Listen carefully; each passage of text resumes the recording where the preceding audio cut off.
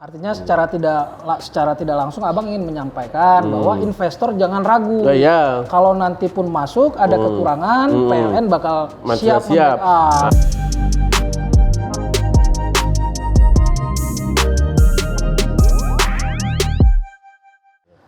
Assalamualaikum Bang Bahrul. Waalaikumsalam. Alhamdulillah. Ya, alhamdulillah. Apa kabarnya Bang? Sehat semua. Oke, Ya. Terima kasih banyak Bang. Oke. Alhamdulillah kami diberikan kesempatan untuk ngobrol langsung dengan Bang Bahrul selaku manajer komunikasi PLN Unit Induk Wilayah Aceh. Jadi Bang Bahrul pada kesempatan kali ini saya ingin bertanya tentang kesiapan PLN Aceh dalam menghadapi iklim investasi di Aceh. Tentunya.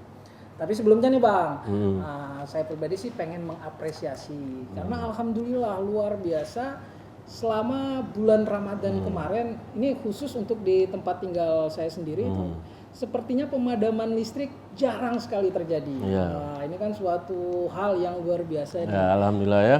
Kalau boleh tahu Bang, ini bisa seperti ini karena ada inovasi apa ini dari PLN ini Bang? Terima kasih. Baik, saya jawab ya pertanyaan. Pertama kali kenapa tidak ada pemadaman? Pertama kali kita lihat itu semuanya kekuasaan Allah, kan itu. Itu satu. Yang kedua, kita pembangkit kita ini sudah stabil semuanya. Stabilnya karena kita kan kemarin itu di pembangkit yang bermasalah itu Nagan Raya, PLTU 1 dan 2. Sebelum dari puasa ini, tahun kemarin puasa itu terjadinya karena mesin-mesin yang ada di sana tidak bisa menahan beban puncak. Jadi beban puncak yang beban puncak yang ada begini, beban puncak apabila ada gangguan kan gitu. Gangguan. Jadi lemah daripada sistemnya. Sekarang spare part-nya itu banyak sudah dirubah. Dirombak. Jadi makin lama makin ada perubahan kan gitu. Memang di bulan puasa kemarin pun nggak banyak, cuma dua kali matinya. Memang matinya agak lama, dua hari daripada tahun 2017 kan, 2017, 16, 17 itu kan berentet itunya. Jadi udah ada perubahan. Dan kita pun di dalam puasa pun sebelum bulan puasa kita melakukan perintisan pohon-pohon yang ada di jaringan itu dibersihin. Jadi itu salah satu juga untuk mencegah kenapa kita tidak mati lampu. Dan karena kita kan di Aceh ini dahan-dahan ataupun pohon lah itu kan cepat kali tumbuh. Seperti teram besi. Kan cepat. Kadang-kadang pun masyarakat pun dia menanam pohon di bawah jaringan kita. Itu kan agak susah juga. Jadi sering-sering 3 bulan sekali kita melakukan pemeliharaan lah. Jadi pemeliharaannya per minggu. Tetapi dia datang lagi itu 3 bulan sekali. Misalnya gini, kampung A ini dikasih bersih lah. Setelah itu pindah-pindah ke kampung lain, nanti balik lagi, dilihat lagi. Jadi kira-kira waktunya 3 bulan. Itu kita setiap ada pemeliharaan kita memberi informasi kepada pelanggan. Supaya siap-siap dia ya. Artinya memang kalau untuk pohon ini cukup mengganggu jaringan listrik ya Bang? Ya, cukup mengganggu kali. Kadang-kadang masyarakat, itulah kita minta kepada masyarakat supaya masyarakat itu memberilah kepada PLN untuk ditebang, untuk perintis. Karena kadang kan ini, kalau pohon yang tidak guna mungkin dikasih. Tapi kalau ada pohon mangga, pohon apa, sukun, itu kan kita banyak tuh kejadiannya. Itu paling payah dikasih sama masyarakat. Ada minta ganti rugi. Ada juga minta ganti rugi, tunggu. Jadi kita kan tidak ada biaya itu. Betul. Tapi kan kalau dia mau aman ya bagaimana ya sama-sama membantu kan. Itu.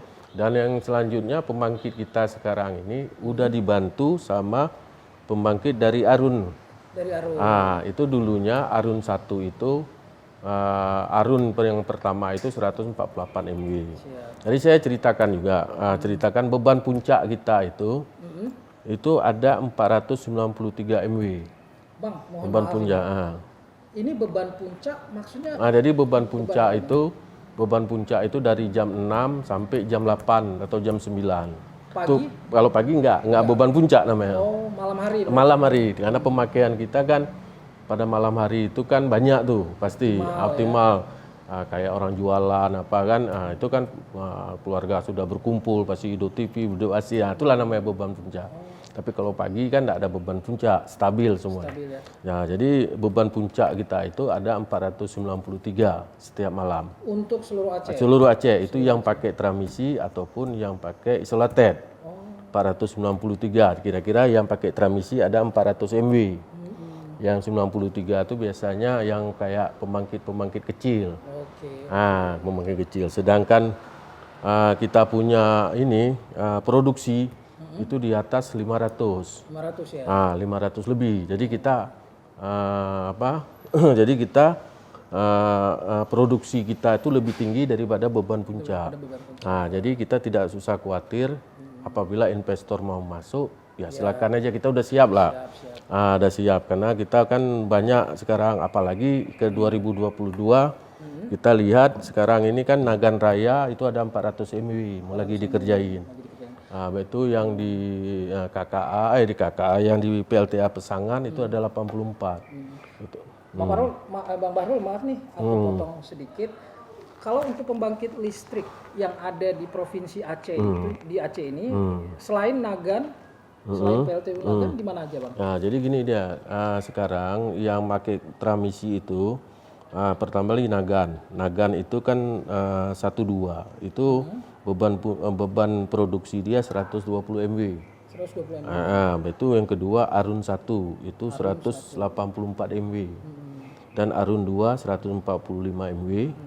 Itu KKA 15 MW. Dan ada Pernisep lagi, Pernisep 10 MW. Pernisep itu di daerah, nggak salah saya, daerah mau ke Gempang Tasik, tapi dia kedudukannya daerah Melabu. Itu ada kira-kira kita di sana itu sebanyak 450 MW lah kalau kita gabung semua. Artinya Bang, dengan keseluruhan pembangkit listrik yang dimiliki oleh PLN Aceh saat ini, itu sudah mencukupi untuk kebutuhan pasokan listrik Aceh seluruhnya? Jadi kita tahu bahwa kenapa kita tidak padam ataupun apa kemarin, karena untuk sekarang ini kita ada lebih 50 MW. 50 MW pada beban puncak kan, 50 MW. Sedangkan kita kan 400 kalau pakai transmisi. Sedangkan kita yang pakai transmisi sekarang itu sebanyak 430 kita, ditambah sama yang pembangkit isolated. Jadi semuanya itu 500 lebih lah bisa. Artinya kelebihan yang 50 MW ini bakal dialokasikan kemana ini? Itu kita akan kirim ke Medan. Kirim ke Medan. Karena gini, selama ini kita kan kekurangan arus juga sebelum. Sebelumnya, ya. Itu dari Medan setiap malam 100 MW dikirim. 100 MW. Jadi kadang-kadang masyarakat berpikir Aceh ini kita kirim ke sana, padanya bukan. Jadi bukan. Jadi dari Medan, dari Medan pada waktu yang kemarin kita defisit itu dari dia kirim ke kita. Dari Medan kirim ke Aceh. Karena kan Bang ada isu sih, makanya aku perlu klarifikasi Bang kan, yang katanya kenapa sih PLTU di Nagan itu daya listriknya ini harus dikirim ke Medan dulu, baru kemudian didistribusikan ke seluruh Aceh. Ini benar atau tidak ini Bang? Sebenarnya bukan begitu. Nah, yang mengaturnya memang Medan. Yang mengatur karena kita kan masih pakai 150 MW, 950 kV. Itu masih Medan yang ngatur. Tapi bukan arus kita yang bawa ke sana, dari Medan kirim ke kita. Memang dia yang ngatur, maksudnya gini, berapa untuk Aceh? Dia kirim. Sekarang ini kita kan sudah lebih nih. Kalau malam mereka butuh, kita yang kirim ke sana sebanyak 50 MW. Jadi kita yang mensuplai. Mensuplai apabila kita arus kita lebih. Nanti ke depan, ini kan masih 150 MW. Ke depan ada namanya transmisi tol namanya. Jadi 175 nggak salah saya. Itu dari Lampung ke Aceh. Jadi kalau Aceh kurang nanti mereka spot bisa dari Lampung, bisa dari Padang gitu. Nah, jadi transmisi ini tidak bisa kita, oh ini untuk Aceh aja nggak bisa, karena dia kan arus tuh. Arus. Nah, arus tuh kan nggak bisa ditahan. Nah, tapi kalau benda lain mungkin bisa. Saya nggak mau kasih api nih, ya, ini dia saya pegang bisa. Tapi kalau arus kan nggak bisa. Nggak bisa kita tahan. Nggak bisa kita tahan. Jadi tetap yang arus dari PLTU Nagan ini tetap harus ke Medan. Iya, dia gini, apabila nanti lebih semuanya arus kita, nanti kita bisa spot ke sana, ke Medan. Tapi kalau kita nggak cukup, kayak tadi pagi saya kasih nampak, misalnya gini, di sana itu mungkin ada pembangkitnya lebih murah. Ada daripada kita, misalnya kayak air, PLTU misalnya, mereka kirim ke kita. Nah, untuk apa? Di sana kan misalnya di sana sudah cukup lebih. Nah, kan dia nggak mungkin tahan juga, lebih baik dia kirim ke Aceh gitu. Kirim ke Aceh. Nah, Artinya PLN Aceh juga melihat secara profit juga, ya, artinya kalau betul. memang ada sumber listrik yang lebih murah Ya, dari Medan, tetap itu yang bakal diambil duluan. Ya, betul. Ya, itu dia. Siap, Oke. siap. Bang, kalau boleh tahu nih Bang, ini kan selama masa pandemi COVID-19, katanya kan ada keringanan, bahkan juga ada yang namanya listrik gratis untuk masyarakat. Nah, ini sudah direalisasikan belum Bang sama PLN Aceh Bang? Jadi gini, kita sudah realisasi di bulan 3. Di bulan 3. Maret itu yang dapat dapat listrik gratis itu 450 VA. Jadi 2 ampere, itu yang gratis. Itu subsidi namanya. Subsidi itu bukan dari PLN, subsidi dari pemerintah. Dari pemerintah. Jadi kalau dapat raskin, dapatlah dia. Dapat raskin, dapat. Itu yang 450 VA. Setelah itu ada juga subsidi yang 900 VA. 900 VA itu ada 2, ada yang subsidi, ada yang pelanggan-pelanggan yang mampu. Pelanggan mampu nggak dapat. Misalnya gini, saya mau pasang 4 ampere, ya silakan aja, tapi saya tidak ada surat dari kecil gitu. Jadi kita tetap 400, cuman perkaliannya beda sama subsidi, dia lebih tinggi. Yang lebih tinggi itu belum ada suratnya untuk mendapat yang gratis. Artinya tetap harus dari masyarakatnya juga yang proaktif melaporkan ke kecil. Nah, kecil minta surat. Setelah kecil dia ke camat. Camat ada laporannya masuk ke TNP 2K. TNP 2K itu untuk menilai lah, itu di pusat. Klarifikasi layak atau tidak. Nanti setelah dia oke, kita datang survei. Oh ya bisa, kadang-kadang kan ada juga kesilapan apa kan. Jadi di PLN lah survei terakhir. Tapi bukan dia yang menentukan. Itu dia. Berarti ada langkah-langkah. Langkahnya panjang, langkahnya betul dilalui. Ya.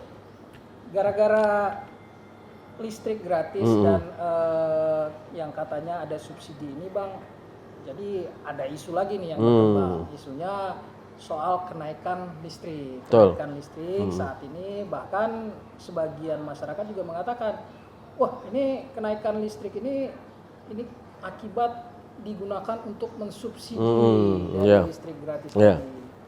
Aku pengen klarifikasi ke Abang. Benar atau tidak ini? Jadi begini, secara ini PLN itu tidak pernah subsidi silang. Jadi nggak ada. Kalau PLN menaikkan tarif, dia pasti aturan dari pemerintah. Contoh kayak ini misalnya listrik gratis untuk masyarakat yang tidak mampu. Itu kan keputusan dari presiden. Sedangkan subsidi yang silang yang dibilang banyak isu-isu itu tidak benar. Karena kita punya aturan-aturan yang kita langkai, aturan-aturan yang kita jalanin. Misalnya gini, misalnya dari Menteri SDM. Menteri SDM nanti ngomong ke presiden, minta izin presiden, atau dari presiden langsung. Jadi bukan subsidi silang diambil dari yang mampu pindah ke ini, nggak ada. Kenapa kejadiannya masyarakat rekeningnya besar? Itu satu. COVID ini kan kebanyakan orang di rumah. Itu bisa jadi mereka itu kalau udah di rumah kan banyak pemakaian. Dari orang tuanya di rumah, ASI hidup, anak-anaknya sudah berapa bulan, main game, main ini, kan banyak elektronik. Dulunya orang ini sekolah, anaknya pergi kantor. Setelah ini kan 24 jam mereka di rumah. Kalau yang kemarin-kemarin mungkin 8 jam kita di rumah. Jadi itu satu. Yang kedua, kita kemarin memang di bulan 3 khusus untuk Aceh, kita tidak kita ambil rata-rata pernah. Karena ada aturan-aturan dari pusat supaya pegawai itu stop dulu karena keadaan. Kita kan secara nasional ceritanya pada waktu itu. Jadi kita mengikuti anjuran dari gubernur atau mengikuti presiden. Jadi kita pegawai kan banyak yang selang-seling kerja lah 50%. Begitu juga catat meter pada waktu itu. Kita sempat berhenti sebentar. Di bulan 3 kita ambil rata-rata dari Desember, Januari, Februari. Rata-rata itu dibagi 3. Itulah yang itu. Itulah yang khusus untuk Aceh ya. Itu cuma bulan 3 aja. Sedangkan di bulan 4, bulan 5 sampai sekarang kita sudah catat karena daerah kita ini kan daerah yang tidak bermasalah kali. Jadi kita tidak ambil dari pusat lah. Karena kalau pusat di Jawa itu kan berat itu. Karena kan kita sudah tahu informasinya bahwa di sana itu kan masih merah atau hitam gitu kan. Zona. Dulu kan kita dari awal pernah ikut itu. Karena kita lihat di Lusmawe pernah kena dulu. Jadi masalah kawan-kawan di sini kan sudah mulai takut. Ada surat dari Pemda, ada surat. Jadi kita ambil rata-rata. Itu sudah kita selesaikan pada waktu di bulan 4. Karena catat bulan 3 bayar bulan 4. Itu kan banyak yang komplain juga. Dan saya sempat dipanggil sama ombudsman di video call lah cerita. Kita udah jelaskan sama ombudsman, itu sama-sama masyarakat sudah.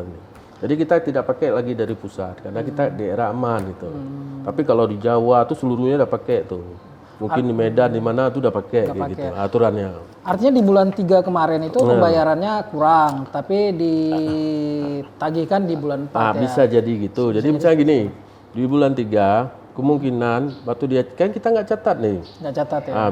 Bisa kita kan ambil rata-rata. Rupanya begitu kita ambil rata-rata rumah dia kosong. Gitu. Itulah dia komplain ya. Kenapa bisa bayarnya 300 kok bisa 700 atau 600 padahal rumah saya ini kosong. Itulah banyak kejadian yang komplain. Tapi di bulan 4 kita catat, di bulan 5 keluar nih sampai sekarang belum ada. Sudah kembali normal. Sudah kembali normal. Oke Bang Bahrul, ini kita kembali lagi ke soal kesiapan PLN Aceh dalam menghadapi investasi ke depan. Tadi Abang menyampaikan kalau untuk posisi saat ini kita memiliki kelebihan 50 MW, megawatt ya Bang.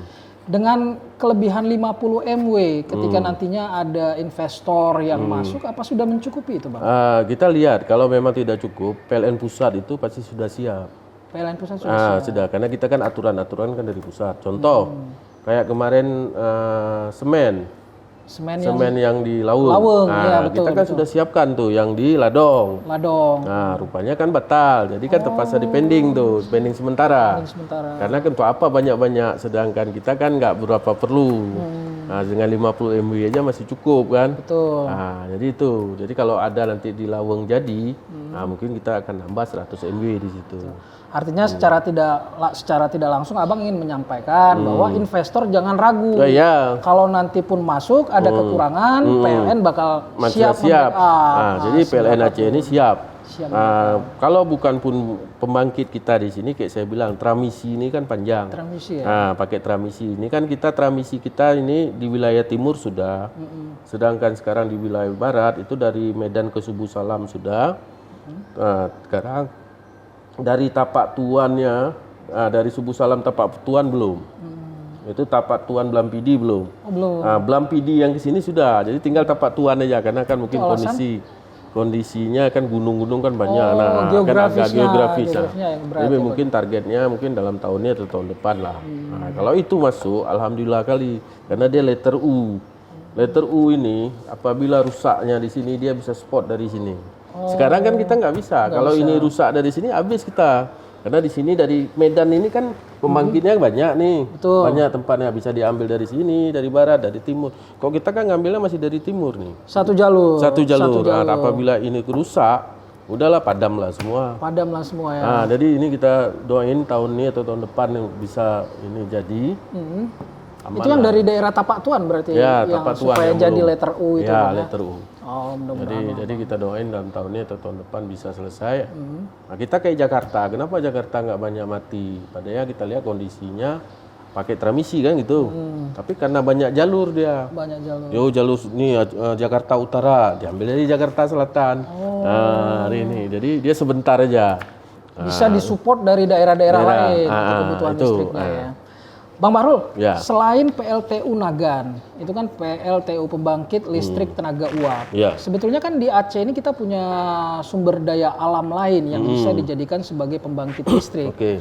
Mungkin sudah ada rencana apa ini dari PLN Aceh untuk mengembangkan pembangkit listrik Air, ya. alam lainnya itu? Jadi yang ada sekarang yang disetujui dengan pemerintah itu kan cuma satu, itu di Takengon. Takengon namanya apa ya, pembangkit apa saya di Takengon itu ada pembangkit lagi kita kerjakan 84 MW itu dari air. Oh, dari air. Nah, yang di Subu Salam itu dari pihak luar memang, tapi kan karena terbentur sama kondisi alam. Jadi gini, ada daerah-daerah yang tidak boleh dipotong lah di apa kan, apa namanya, kondisi alam apa ya, kayak kita hutan lindung. Hutan lindung. Nah, itu kan tidak boleh.